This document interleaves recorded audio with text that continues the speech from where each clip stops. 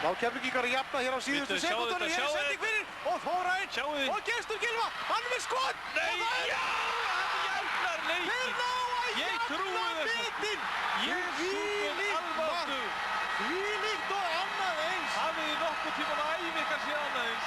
Keflvíkingar jafna bitinn. Ótrúlega. Já, hérna, boltinn fór í gegnum klofið á Gunnari Sigurðssyni sýndist mér. Ég á ekki til eitt einastótt. Hvernig er þetta hægt í svona leik eins og þessu? Gestur Gylfason, sjáu hann. Hann má nú sannarlega vera ánægður út í piltu núna. Þetta var hrikalegt fyrir Eyjamenn, við Ég sjáum hef þetta. aldrei séð annað.